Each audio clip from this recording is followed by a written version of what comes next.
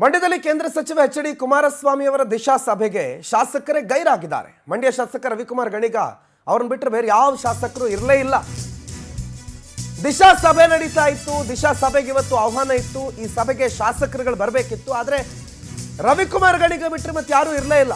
ಕುಮಾರಸ್ವಾಮಿ ಅವರು ಕರೆದಂತ ಸಭೆ ಅದಾಗಿತ್ತು.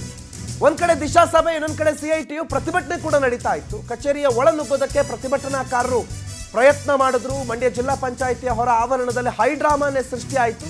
ಜಿಲ್ಲಾ ಪಂಚಾಯಿತಿ ಕಾವೇರಿ ಸಭಾಂಗಣದಲ್ಲಿ ದಿಶಾ ಸಭೆ ನಡೀತಾ ಇದ್ರೆ ಹೊರವಲಯದಲ್ಲಿ ಹೊರಗಡೆ ಪ್ರತಿಭಟನೆ ನಡೀತಾ ಇತ್ತು. ಜಿಲ್ಲಾ ಪಂಚಾಯತ್ ಕಚೇರಿಯ ಮುಖ್ಯ ದ್ವಾರಕ್ಕೆ ಅಲ್ಲಿ ಗೇಟ್ ಇದೆಯಲ್ಲ, ಗೇಟ್ ಹಾಕ್ಬಿಟ್ಟು ತಡೆದ್ರು ಪೊಲೀಸರು. ನರೇಗಾ ಕೂಲಿ ಕೊಡ್ತಿಲ್ಲ, 6 ತಿಂಗಳ ಬಿಲ್ ಬಂದಿಲ್ಲ, ವೇತನ ರಿಲೀಸ್ ಆಗಿಲ್ಲ. ಅಧಿಕಾರಿಗಳ ವಿರುದ್ಧ CITU ಸದಸ್ಯರು ತೀವ್ರ ಆಕ್ರೋಶವನ್ನು ವ್ಯಕ್ತಪಡಿಸಿದ್ರು.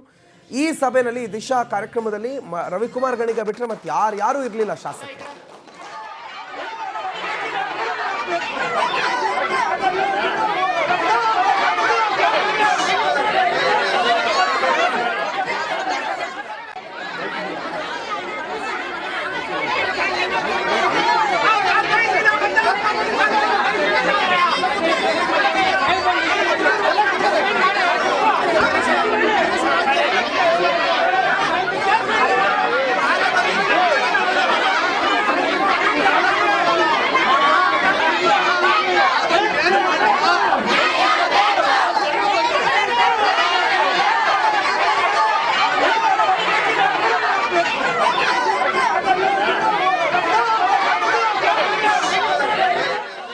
ಒಂದ್ ಕಡೆ ಒಳಗಡೆ ದಿಶಾ ಸಭೆ ನಡೀತಾ ಇದೆ. District development coordination and monitor committee ಅಂತ ಕರಿತೀವಿ. ಅದರ ಮೀಟಿಂಗ್, ಅದರ ಚೇರ್ಪರ್ಸನ್ ಆಗಿ ಲೋಕಸಭಾ ಸದಸ್ಯರು ಇರ್ತಾರೆ.